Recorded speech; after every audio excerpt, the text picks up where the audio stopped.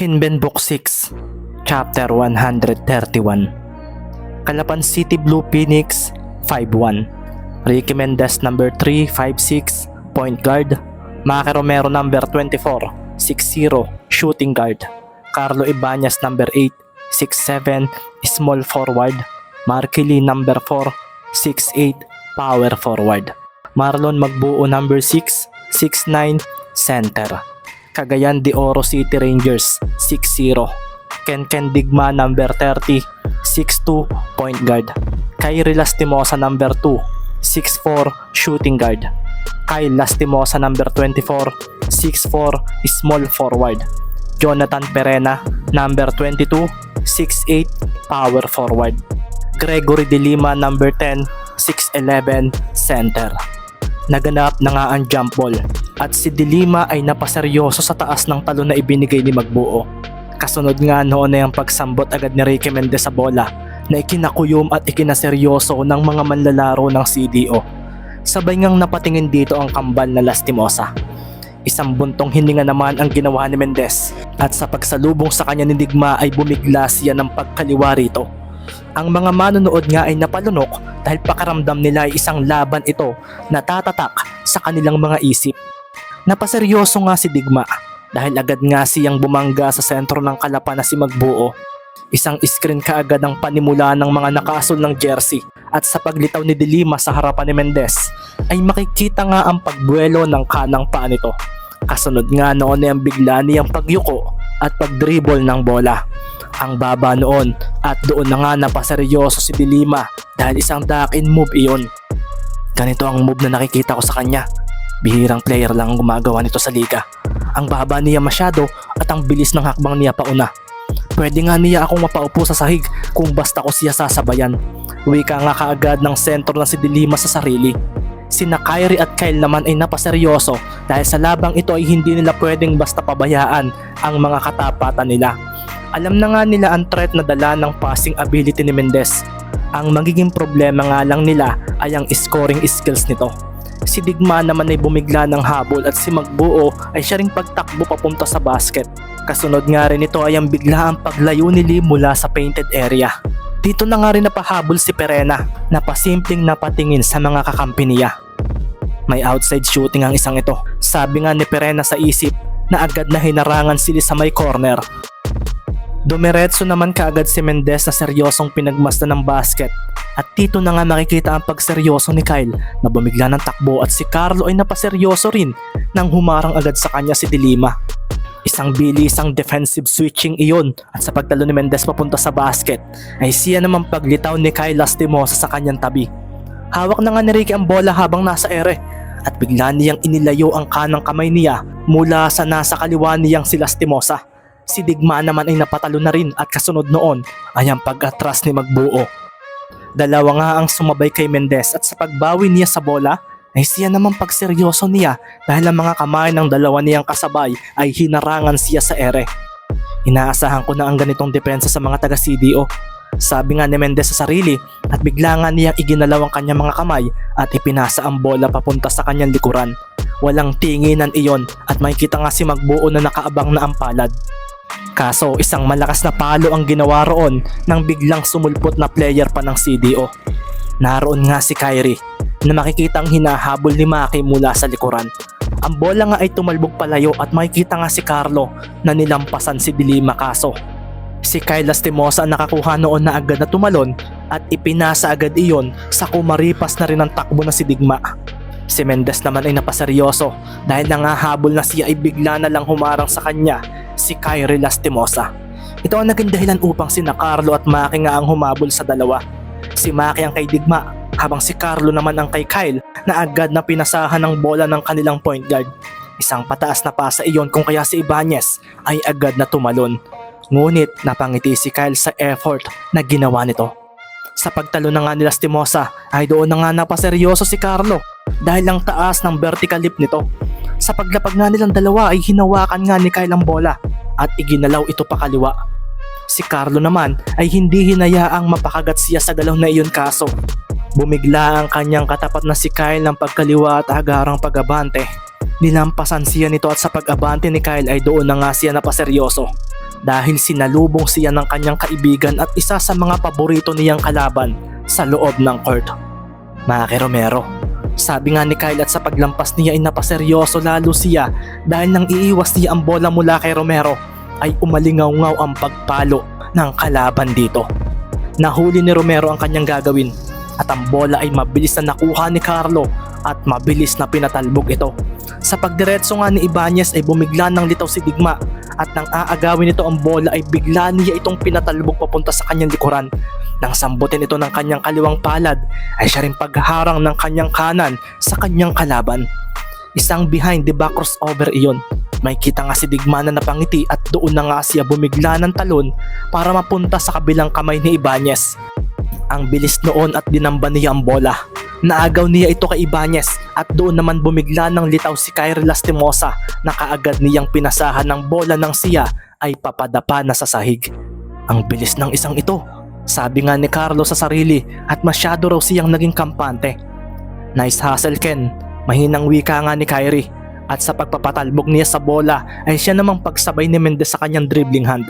Isang maliit na ngiti ang sumilay sa dalawa at makikita nga si Kyrie na bumigla ng hinto at sa paglampas ni Mendez ay bigla niyang ibinato ang bola papunta sa kanyang kakambal na pinopostehan si Romero sa side nila. Pagkasambot pa nga lang agad ni Kyle sa bola ay binigyan niya si Maki ng biglaang pag-atras na may kasamang siko. Nagkangisian ang dalawa at si Maki ay bumigla ng layo para hangin ang matamaan ni Kyle kaso binanatan siya ni Kyle ng biglaang spin move crossover at dito na nga siya napakuyom at agad nga si Maki na tumingin sa mga paa ng kanyang katapat. Pigilan mo ako Maki. Bulalas pa nga ni Kyle at sa pag-abante niya papunta sa basket ay makikita nga si Romero na humabol sa kanya. Kasunod din noon ay ang pagsulpot ni Mendez sa kabila niya. Tumalon nga si Kyle kaso hinaklit ni Mendez ang bola mula rito at ang mga manonood na napatayo ay napakuyom na lang dahil ang possession ay nasa kalapan na uli. Sa paglapag nga ni Kyle ay agad niyang hinarangan si Mendez kaso kumawala agad ang bola rito at nakuha ito ni Romero. Sa pagpapatalbog naman ni Maki sa bola ay siya namang pagharang sa kanya ni Kyrie. At dito na nga niya ito sinubukan. Umikot ang bola at sa pagtama nito sa kanyang kamay ay bigla niya itong binigyan ng epektos. Sa pagtama nito sa sahig ay bigla na lang itong lumihis palampas kay Kyrie Lastimosa. Kasunod nga noon ay ang pagharang ng kaliwang braso ni Maki rito.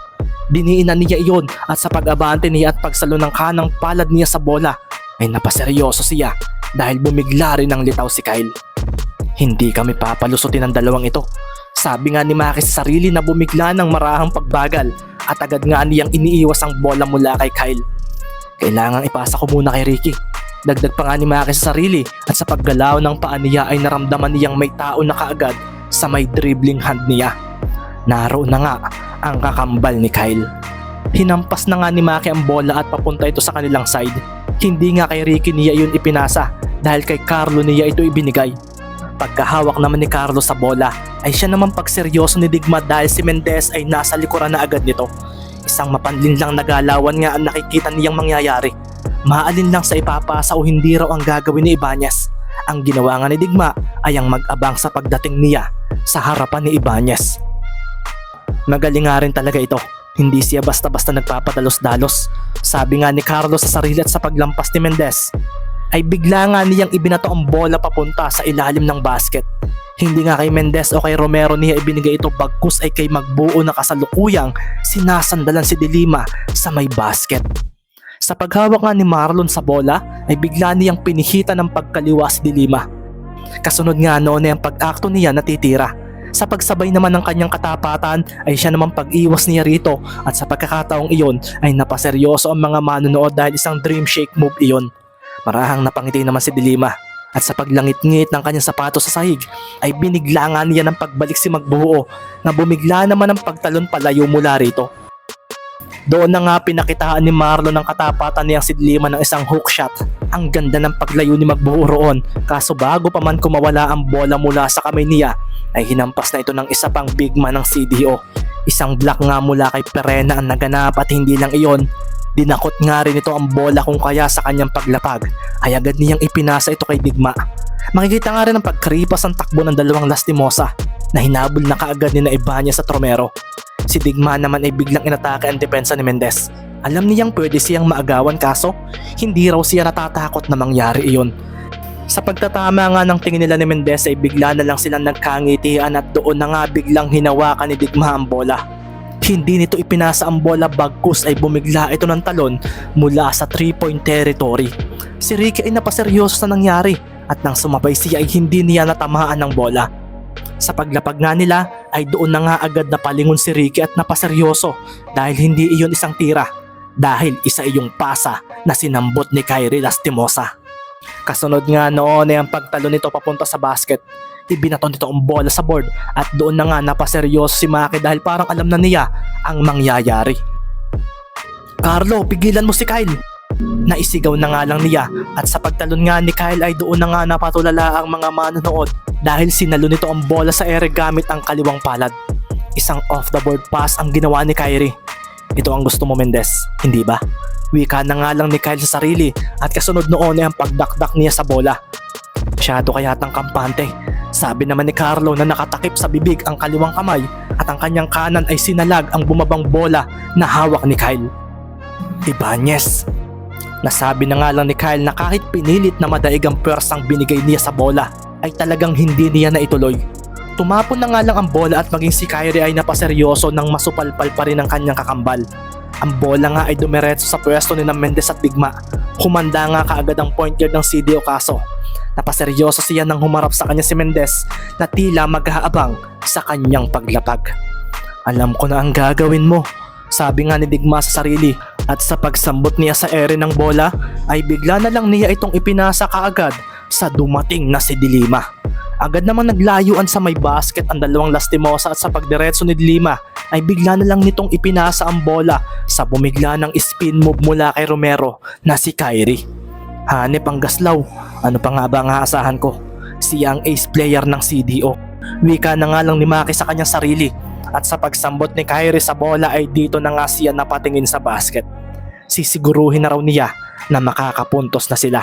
Sa pagtalon nga niya sa basket ay napangiti na lang siya habang nasa ere dahil bigla siyang sinabayan ni Magbuo. Agad nga niyang iniiwas ang bola rito kaso nang pakawalan niya ang reverse layup ay nagawa pa rin itong mahuli ng sentro ng kalaban. Ang mga ganyang layup ay pinag-aralan ko kung paano pipigilan. Hindi ko man mablock lahat. At least may paraan ako. Sabi nga ni Magbuo sa sarili na seryosong pinagmasdan si Kyrie sa kanilang paglapag. Ang bola nga ay dumiretso sa labas ng court at may 5 segundo na nga lang ang shot clock ng CDO dahil sa depensang iyon ng kalaban. Kung iniisip mong masisindak ako ng ganyan, hindi na sa akin tatalabihan. Mahinang wika pa nga ni Kyrie kay Magbuo na binanggapan niya ng pasimple nang lampasan niya ito. Napangiti naman ng marahan si Marlon at kasunod noon ay ang pagtingin niya sa inbounder na si Dilima. Pumunta na siya sa harapan noon para bantayan. Ang referee naman ay agad na ibinigay rito ang bola at pagkatapos noon ay ang biglang pagtakbo ng dalawang Lastimosa sa labas ng arko sa magkabilang bahagi. Ang mga players nga ng Kalapan ay napatingin sa dalawang iyon at doon na nga bumigla si Dilima ng isang bounce pass papunta sa likuran ni Magbuo. Isang panlin lang na galawan ang ginawa ng kambal at doon na nga lumitaw si Digma na agad na tumalon palapit sa basket para sa isang layup. Kaso ang mga napatayong supporters ng CDO ay agad na naputol ang hype nang mula sa tabi ni Digma ay lumitaw ang pinakamaliit na player sa loob ng court. Pinamalas niya ang mataas niyang talon at hinampas niya ang bola na kinaseryoso ng mga manonood. Ang buzzer at silbato ng referee ay tumunog dahil ang shot clock ng CDO ay naubos na at sa paglapag ni Mendez ay napahinga ito ng malalim at napangiti. Si Ken Digma naman ay napangiti rin at napatingin sa kanyang katapatan. Halimaw ka nga talaga, Mendez. Mahinang wika ni Digma at lalo siyang napakuyom dahil nagbigay ito ng malakas na kabog ng excitement sa kanyang dibdib. Alam kong ikaw rin. Sagot naman ni Mendez dahil sa kabila ng ginawa niyang pagpigil dito kay Digma ay hindi man lang siya makaramdam na nasagasaan niya ang ego nito. Nasa mga mata pa rin ito ang liyab ng tuwa at kaseryosohan sa paglalaro. Hindi ko alam ang sinasabi mo. Si Captain Kyrie at Kyle lang ang ace player namin. Sagot naman ni Digma na marahang napangiti ng talikuran na si Mendez. Habang naglalakad nga ito ay napatingin din siya sa kambal na Lastimosa. Masaya ito. Wika nga ni Digma sa sarili at kasunod noon ay ang pagngisi ni Kyrie dahil mukhang natutuwa ang kanyang point guard sa ginagawa ni Mendez. Ang mga players nga ng CDO ay sa side na ng Kalapan nagpunta at naghanda na sila para sa pagdepensa sa paparating na mga nakaasul. 2 minuto na nga ang lumilipas at pareho pa ring walang puntos ang dalawang team na naglalaban ngayon na nagbigay ng kaba at excitement sa lahat ng mga manonood.